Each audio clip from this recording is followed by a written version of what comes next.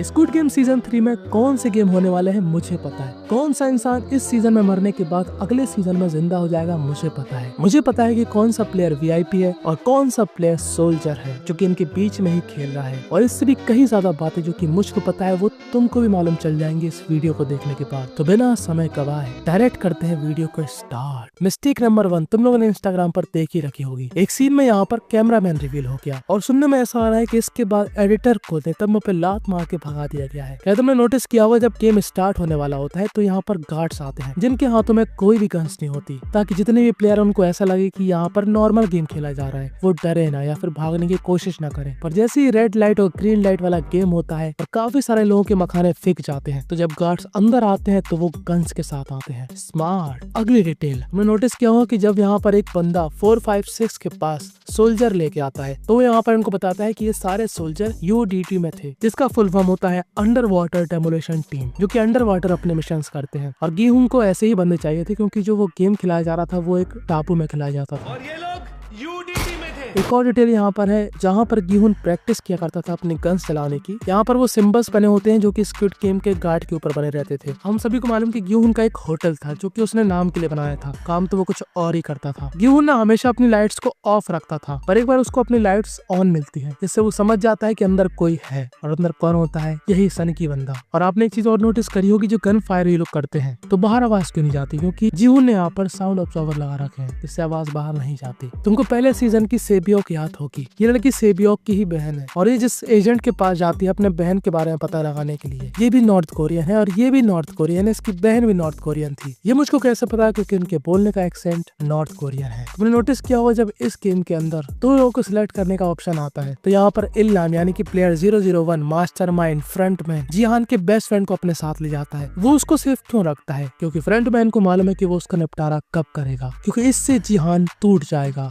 और उसका इस गेम को बंद कराने का सपना भी सपना ही रह जाएगा। और ऐसा वो करता भी है। लास्ट एपिसोड में वो जिहान के बेस्ट फ्रेंड को निपटा देता है। अगली डिटेल कैप्टन पार्क है। वो तो हमको मालूम चल गया है कि ये 100% फ्रंटमैन का ही आदमी है। कई लोग तो ये भी कह रहे हैं कि यही फ्रंटमैन था एक जमाने में, क्योंकि सीजन 1 में जो मास्क वाला बंदा था वो यही था, यानी कि जिसने मास्क पहना था वो ये था। पर जब वो मास्क हटता था तब हमको दिखाया जाता था इल्लाम। और कैप्टन पार्क बहुत चंट होता है भाई। जब यहाँ पर ये पुलिस वाला कहता है ना कैप्टन पार्क से कि बस अब बंद करते हैं, तो कैप्टन पार्क डर गया था। उसे लग रहा था कि कहीं इसको मिल तो नहीं गया वो। देखो बात कुछ ऐसी है कि जो कैप्टन पार्क है उसने ही इस पुलिस वाले को बचाया था। किसके कहने पर? इल्लाम के, यानी कि इसके सौतेले भाई के कहने पर। और 2 साल से ये पुलिस वाला उस टापू को क्यों नहीं ढूंढ पाया? क्योंकि कैप्टन पार्क फ्रंटमैन का आदमी है, वो उसको क्यों ढूंढने देगा? 2 महीने से उसका बढ़िया तरीके से होतिया बना रहा है और पुलिस वाले का बन भी रहा है। कई बार ऐसा होता है जब ये पुलिस वाला ट्रैकर से दिखाता है कि भाई देख हम लोगों ने लोकेशन ढूंढ निकाली है, तो कैप्टन पार्क तुरंत एक एक्टिविटी करता है अपने हाथों से। ये एक्टिविटी थी मैसेज भेजना। किसको? फ्रंटमैन को, कि उनको तुम्हारी लोकेशन मिल चुकी है। और इसलिए तो फ्रंटमैन ने वो जो दांतों की चिप थी वो हटा के किसी बंदे के कीड़े मकोड़े के डिब्बे में डाल दी थी। और जो कैप्टन पार्क है ना, यही वो बंदा है जो कि इस गेम के एक जूनियर बंदे से मिला हुआ है जो कि इंसानों के अंदर के कीमती सामानों को बेचता है। ये लोग इन बॉक्सों को भर के टापू के नीचे ले जाते हैं और वहां से इन सारे इंपॉर्टेंट पार्ट्स को कौन ले जाता है? Captain park. कैप्टन पार्क से हटते हैं हम, आते हैं सीधे गार्ड्स की ओर। तो पहले सीजन में उनको गार्ड्स दिखाए जाते थे दूर से, इतना ज्यादा नहीं बताया गया था उनके बारे में। पर इस सीजन में थोड़ी गार्ड्स की भी कहानी बताई गई है। जैसे कि हमने देखा हुआ कि जो गार्ड्स के मास्क है उनके अंदर एक फेक सा चेहरा होता है और उनकी वॉइस भी चेंज होती है। साथ में ये भी डिटेल है कि गार्ड्स के लिए भी बंदे चुने जाते हैं, कोई उनके पर्सनली बंदे नहीं है। और इसके पीछे कोई लॉजिक नहीं है। वो ताक्षी वाले गेम में अगर आप ब्लू कार्ड चुनते हैं तो आप प्लेयर बनेंगे, अगर आप रेड कार्ड चुनते हैं तो आप सोल्जर बनेंगे। सिंपल। और इल्लाम यानी कि फ्रंटमैन का तो अलग ही रौला था। वो पहले गेम को यानी कि रेड लाइट ग्रीन लाइट को बड़े आराम से देखता है, इसलिए तो वो इस गेम में नहीं था। साथ में एक और बंदा इस गेम में नहीं था, प्लेयर 388, जिसके बारे में मैं डिटेल में पहले ही वीडियो बना चुका हूँ, पर फिर भी तुमको थोड़ा बहुत बता देता हूँ। ये बंदा बहुत चालू होता है, ये जानबूझकर अपने आप को इंट्रोड्यूस करता है। वहीं पर इंट्रोड्यूस करता है जहाँ पर जीहून होता है और इल्लाम होता है। ये इस गेम में कितना एक्सपर्ट होता है। और गेम से याद आया, हमने देखा होगा जब यहाँ पर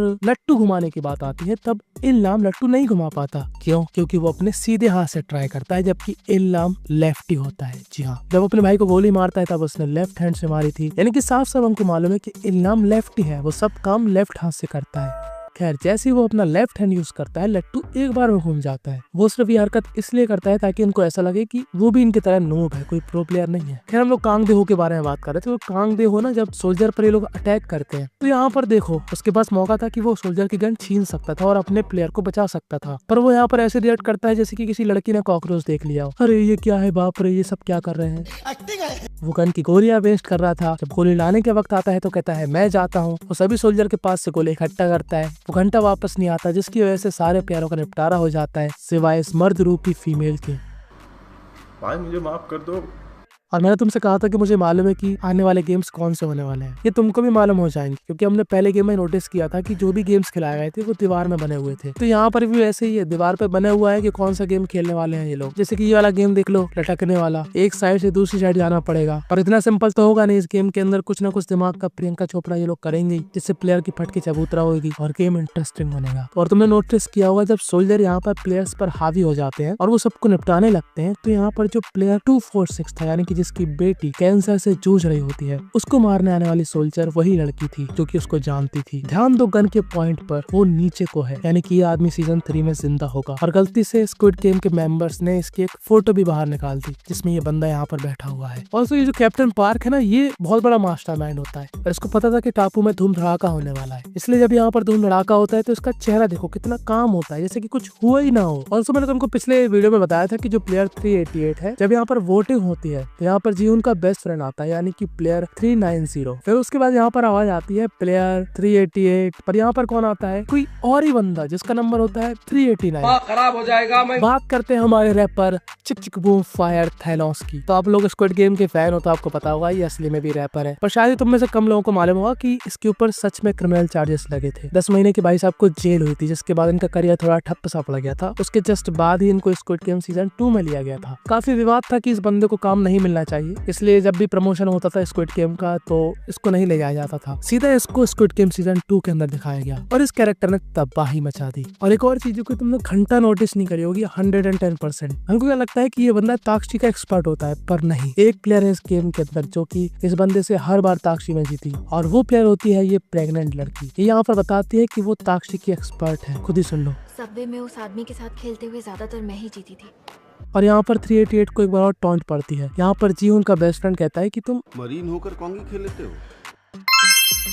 ना इसको गन चलाना आती है, लड़कियों के गेम खेलने में एक्सपर्ट है, दिखने में इतना ज्यादा स्ट्रॉन्ग है, असल में है कुछ और दिखा कुछ और रहा है। और काफी लोग कह रहे हैं कि प्लेयर 125 VIP हो सकता है नो डाउट। और ये बंदा पूरे गेम में सबसे अलग रहने की कोशिश करता है, ज्यादा दोस्ती वोस्ती नहीं करता लोगों से। बाकी इसका मेरे को इतना कंफर्म नहीं है, बट मुझे ऐसा लगता है कि जो प्लेयर 100 है ये इसलिए हो सकता है क्योंकि इसके ऊपर 10 बिलियन का कर्जा है, समझ रहे हो। ऐसा हो सकता है कि ये VIP था पहले गेम में, फिर ये शर्त वर्त हार गया, या फिर इसे बिजनेस में कोई लॉस हुआ जिसकी वजह से इसको फिर से पैसे कमाना था, इसलिए इस गेम में आ गया। इसलिए ये बंदा हर समय लोगों को मोटिवेट करता है कि हमको आगे खेलना चाहिए।